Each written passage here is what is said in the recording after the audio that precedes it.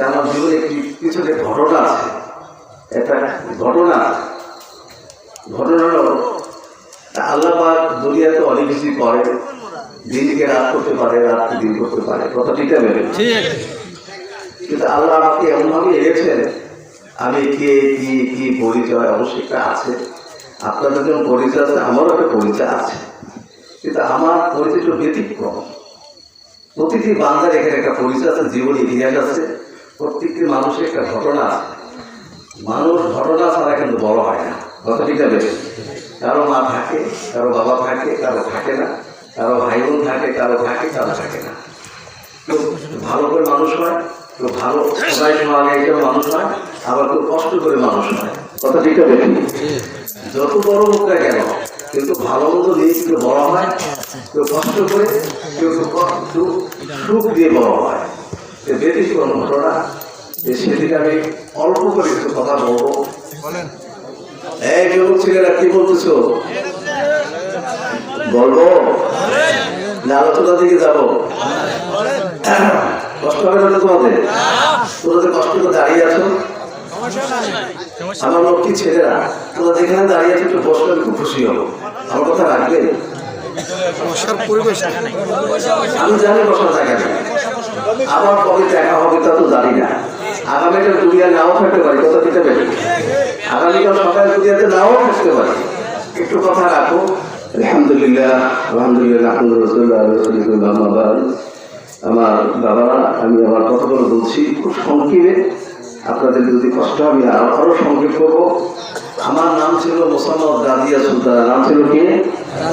কথা বলবেন আমার সাথে। নাম ছিল কি? আমার যখন বয়স ছিল মাত্র 6.5 সকালে মা বন্ধ থেকে বলছি, এত শুনো, মানুষ যখন বড় সংকটে পড়ে যায় তখন আল্লাহর মধ্যে চলে যায়, আল্লাহ আল্লাহ হয়ে যায়, কথা ঠিক না? আমার যখন বয়স ছিল মাত্র 6.5 বছর বয়স, এই 6.5 বছর বয়সে আমার জীবনে কাল বসে জ্বর আসে। আল্লাহ কি মেয়ের বাচ্চা, আল্লাহ তো ভালোই জানে। মা মারা গেলে প্রত্যেকটি মানুষ কিন্তু মরণশীল, মানুষের কিন্তু চলে যাবে, মানুষ কিন্তু মারা যাবে, কথা ঠিক না? আমার মা মারা গেলেন, বাবা বিয়ে সাথে করলে, বাড়ির অবস্থা ভালো, মোটামুটি ভালো, প্রায় 4.5 বিঘা জায়গায় জমি, অবস্থা ভালো। কিন্তু আমার সবার কারণে আমরা বাড়ি থেকে বের হয়ে চলে আসলাম। বাড়ির পাশে আব্দুল আলমের বাড়ির পাশে যে আল্লাহর ঘর করছি, এটা তো পাকা। আমাদের আল্লাহর ঘরটা ছিল পাকা না, মানে মাটির উপরে 300 ফিট ছিল। মসজিদের আশেপাশে যাদের বাড়ি ঘর থাকে, একটু আশেপাশের লোকগুলিকে মসজিদে দেখাশোনা করে, ঝাড়ু টাড়ু দেয়, পরিষ্কার করে, কথা ঠিক আছে।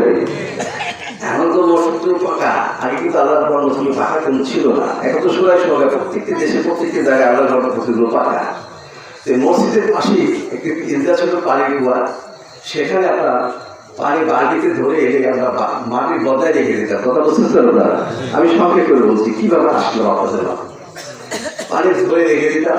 হাদিসা রোদ করতে একই গ্রামে আপনার 285 জন হাদিসা ছিল।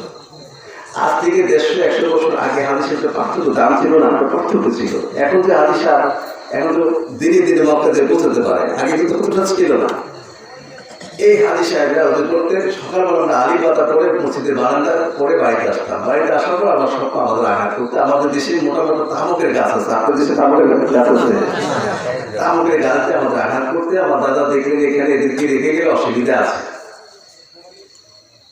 মেয়েরা কিন্তু আল্লাহর মসজিদে খেয়াল করতে পারে না, ছেলেরা পারে। যেমন বিবি মরিয়ম মেয়ে মানুষ ছিল। এখন ঘটনা হলো যে আমি যখন ছোট ছিলাম, আমাদের বাড়িতে নামাজ কালাম ছিল, হাদিস সাহেবের বাড়ি নামাজ কালাম ছিল। যে সমস্ত বাড়িতে নামাজ কালাম থাকে, হাদিস সাহেব থাকে, আল্লাহ থাকে, সেই বাড়িতে কিন্তু মোটামুটি বাচ্চারা নামাজ হয়ে যায়, কত ঠিক আছে। দাদার সাথে মসজিদে যায়। আমি যখন ছোট ছিলাম, মাত্র 6.5 বছর বয়স, তখন থেকে আমার 5 ওয়াক্ত নামাজ ছিল, মাথায় কাপড় ছিল, পর্দা দেখতাম, পর্দার ভিতর থাকতাম। আমি একটু স্বাভাবিক ছিলাম, একটু লাজুক টাইপের ছিলাম, কাঁচা হলুদ রঙের ছিলাম। আল্লাহ কি মেহেরবান, আমাকে আমার দাদারা নিয়ে আসলেন আমার খালার বাড়িতে, নানারা নিয়ে আসলেন। দশটা আপনাদের চুয়াডাঙ্গা দশটার নাম শুনতে পারা, এই 10টা চুয়াডাঙ্গা নিয়ে আসলেন। কিরকম করে চিনি মেয়ের আসছে পুরাপুরি রেল স্টেশনের পাশে, আপনার জন্য রেল স্টেশন আছে, এই রেল স্টেশনের পাশে আমার সেই পুরাতন আমার খালার বাড়িতে নিয়ে আসলেন। 10টা পুরাতন রেল স্টেশন, একটি পানি ট্যাঙ্কি আছে, ওই পানি ট্যাঙ্কির পাশে আমার খালারা থাকে। আমার খালো নাম হলো রিয়াজুল নস্কর, আমার খালার নাম হলো ফাতেমা বেগম। খালার বাড়িতে আসলাম, আমরা 3টা ভাই বোন, 2টো ভাই বোন জন্ম হয়েছি, মাত্র 5 থেকে 7 মিনিটের ছোট বোন, 2টো ভাই বোন। আমার ছোট বোনের বয়স মাত্র 18 মাস, বুকের দুধ খায়। আমার খালা ভাবলেন এই মেয়েটির বাড়িতে নিয়ে আসবে না, আমার বুকের দুধ খেয়ে আমার মেয়েকে বেঁচে যাবে। আমার খালু আমাদের সহ্য করতে পারে না, দরজা খোলা। আপনারা জানেন ছেলেরা যদি দেখি সুন্দর, একটু দেখাশোনা সুন্দর হয়, মেয়েরা কিন্তু খুব জ্বালায়। আবার মেয়েরা যদি সুন্দর হয় আরো ডবল জ্বালায়। কথা ঠিক আছে? ওই সমস্ত ছেলে মেয়েদের যদি ঘরের দরজা যদি খোলা থাকে, আমাদের কোন দিকে দিতে হবে দিদিকে প্রশ্ন করে। যখন দেখলাম আমাদের কণ্ঠের আওয়াজ কারো দরজা পৌঁছাচ্ছে না ঢোকারা, তখন আমরা আল্লাহ তাআলা দরবার প্রার্থনা করি। এখন তো শিয়ালের খুব উৎপাত নেই, একসময় শিয়ালের খুব উৎপাত ছিল। কথা ঠিক আছে? বাংলাদেশে ভাতের খুব অভাব ছিল, রাস্তাঘাটের অভাব ছিল, কাগজের অভাব ছিল, দেশের পরিস্থিতি এত ভালো ছিল না। স্বাধীনতার কথা বলছি, ভাতের খুব অভাব ছিল। আল্লাহ কি মেহেরবান, মধ্যরাত্রি দরজা খোলা। আমার সেই ছোট বলতে আমার খালার বুকে দুধ পান করে আমাদের কাছে রাখতেন। একদিন দিদি দেরি হয়েছে, আমার খালু আমার সেই ছোট বলতে সেই খাটে থেকে লাত্তি দিয়ে আপনার সেই খাটে থেকে ফেলে দিল। আমরা বুঝতে পারলাম এই বাড়িতে বেশি দিন আমরা থাকতে পারবো না। ওখান থেকে যশোদা থেকে এই আপনাদের সেই উল্লাপাড়া হয়ে, এই উল্লাপাড়া হয়ে লেট হয়ে আমরা ঢাকা গোয়ালন্দ, আমরা ঢাকায় চলে আসি।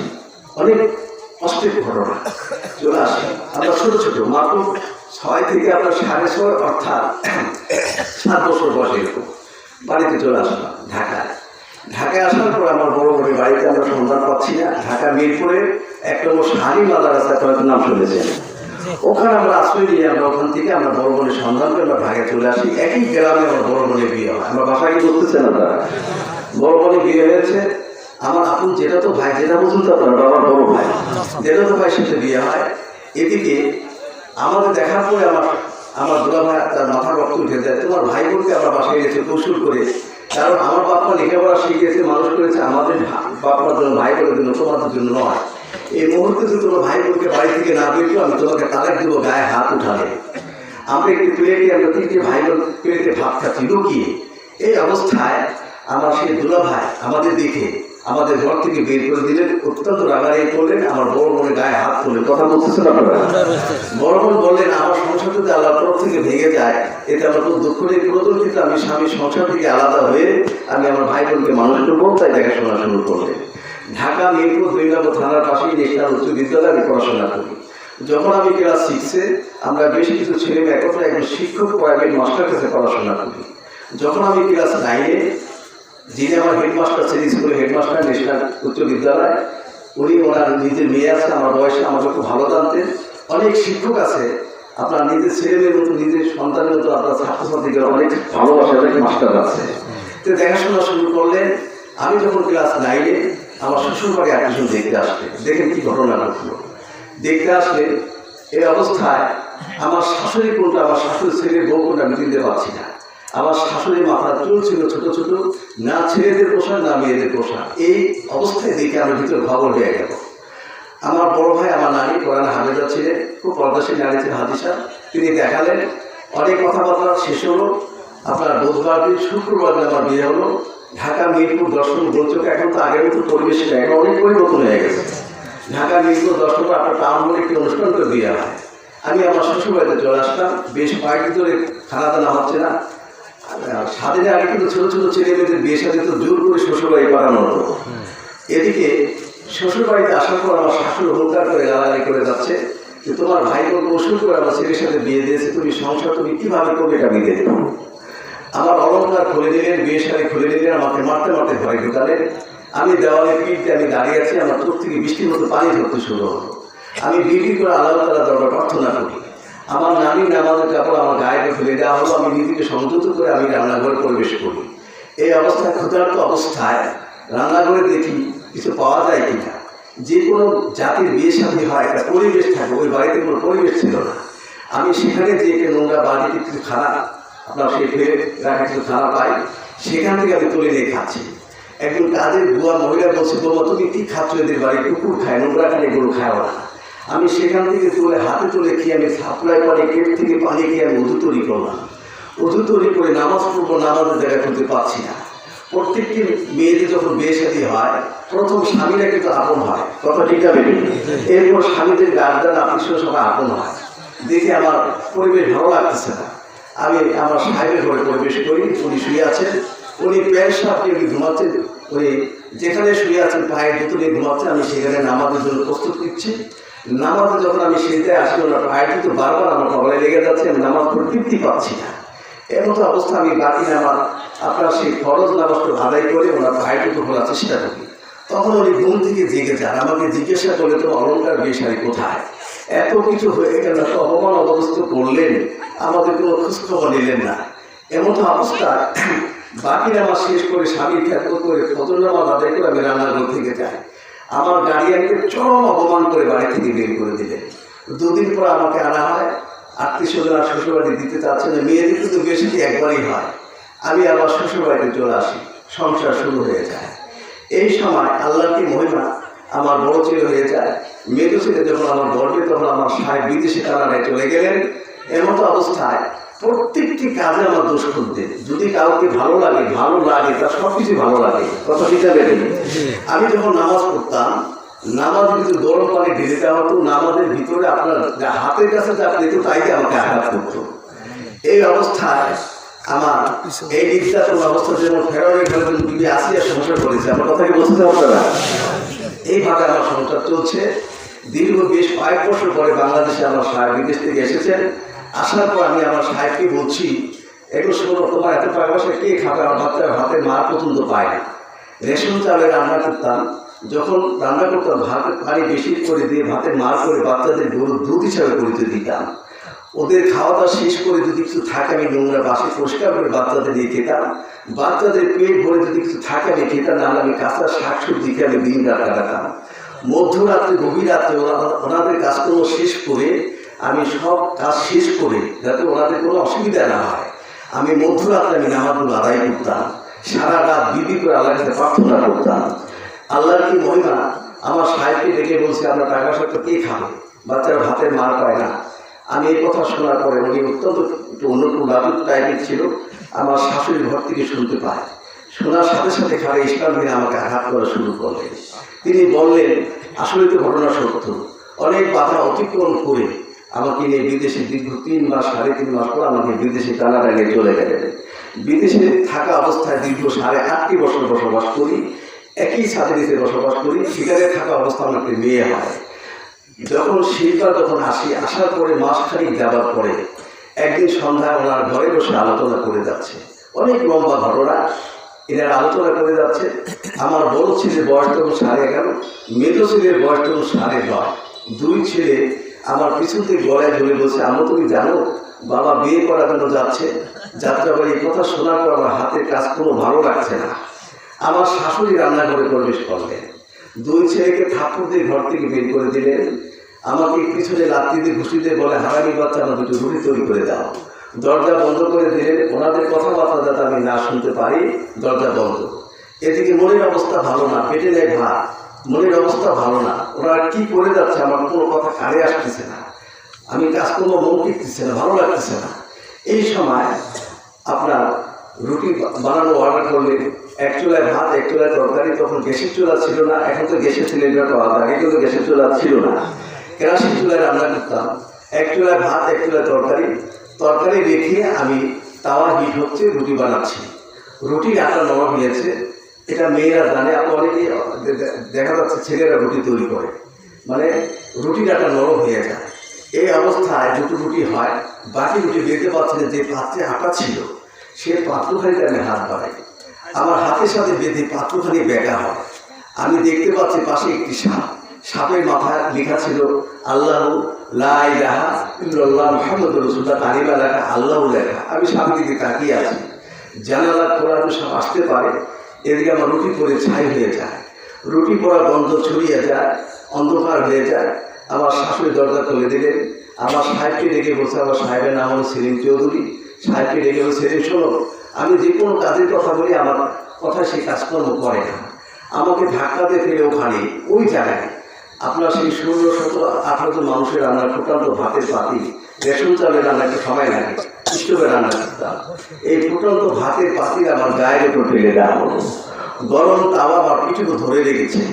তখন আমি সেখানে মুরগি কাটার মতো ছটফট করে যাচ্ছি। হে আল্লাহ, আমি আর সহ্য করতে পারছি না, আমি আর শুনতে পাচ্ছি না, আমি আর থাকতে পারছি না, আমি টিকতে পারছি না। আল্লাহ আমি সহ্য করতে পারছি না। আমার দুই পাশে দুই ছেলে আল্লাহ দরবারে প্রার্থনা করে যাচ্ছে, সেইটাই করে যেমন মুরগি কাটার মতো ছটফট করে যাচ্ছি। আমার পিঠের উপর চারজন চাপ দিয়ে সেই গরম তাওয়া ধরে রেখেছে। আমার মাথার চুল ধরে চুল কেটে দেওয়া হলো। মাথার চুল ছিল খুব বড় বড়, মাথার চুল কেটে দেওয়া হলো ঘটি দিয়ে। আমি সেই মাথা থাকাচ্ছি, হে আল্লাহ তুমি আমাকে সাহায্য করো। আমি যদি পুরুষ হতাম তাহলে অসময় মেয়েদের সাথে কি আচরণ করতো আমি তোমাদের শিক্ষা দিতাম। এই কথাটির মধ্যে বের হয়ে যায়। কথাটি বলতেছেন আপনারা? আল্লাহ কি মেহেরবান, আমাকে একটি বারান্দায় রেখে দিলে আমার গার্ডিয়ান খবর পেয়ে আমার অবস্থা অত্যন্ত শোচনীয়। আমাকে ঢাকা পৃথিবী হসপিটালে ভর্তি করলে ঠিক 4 দিনের দিনে রেখে আমাকে বিদেশে উনি চলে গেলেন। আমাকে কে দেখাশোনা করবে? ঠিক 7 দিনের দিনে আমার বড় আমার পাশেই বসে আছে ঢাকা পৃথিবী হসপিটালে। আমার হাতে স্যালাইন চলছে, মনের অবস্থা ভালো না, আমার নাকে শ্বাস প্রশ্বাস আসে আর যায়, আর গায়ে জ্বর, আমার শরীর থরথর করে কাঁপে, গায়ে রক্ত নেই, প্রচণ্ড গায়ে রক্ত নেমে গেছে, মাথা আঘাত করেছে।